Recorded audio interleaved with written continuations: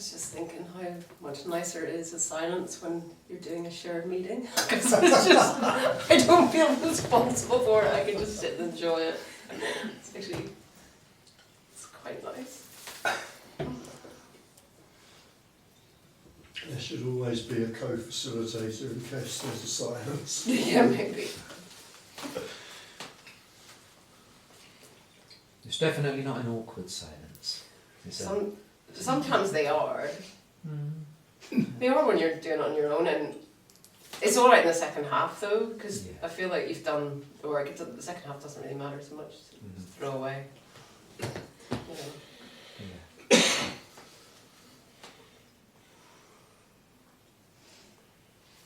I don't know whether everybody's blissed out or fed up. Sorry? Whether everybody's blissed out or fed up, so it's really hard to tell.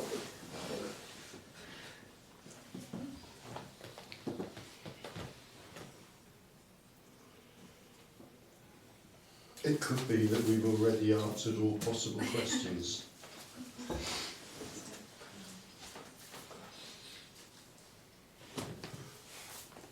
Do you think there's some kind of global spiritual awakening happening now?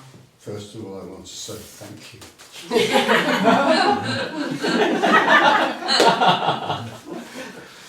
Would you like to take that one? Well, it seems to be more common, right? Mm. So, possibly. It's certainly given the impression of that on me, through all the internet and everything. Why do you ask about that? It seems like that from my experience as well.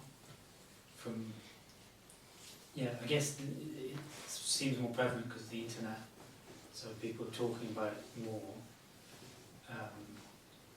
But it does seem to be in the air a bit more, like people you talk to and stuff. I think it's used quite a lot by some speakers, isn't it, to sell non-duality, like this is going to solve all our problems, like, which is an interesting one.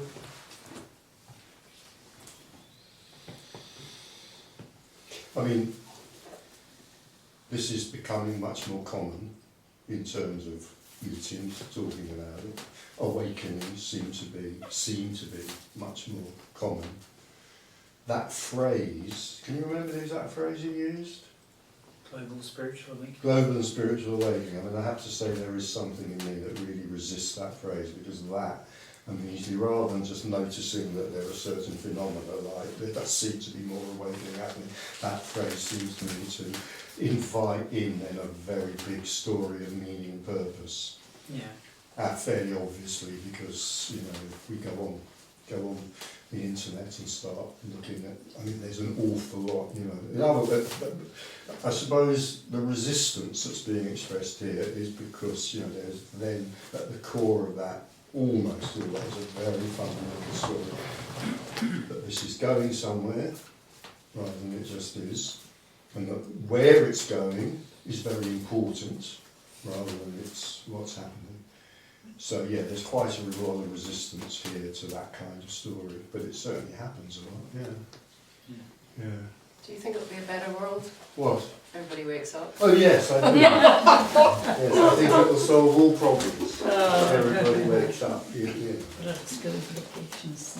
I was watching I was actually watching a YouTube video the other day by two absolute luminaries of the kind of non-duality spiritual world, and one slightly lesser luminary or whatever, and I didn't watch the whole thing, but I mean it was sort of, that's what it was all about, you know, that this is all about great, it's going somewhere, this is going somewhere. But that's in the future, so It's just going somewhere in the future, yeah, and it's so much, it's such a lovely story.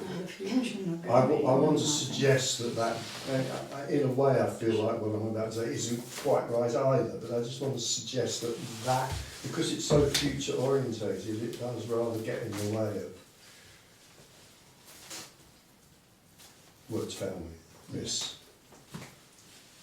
But it's very much the kind of the human animal, if you like. It's very much the human side.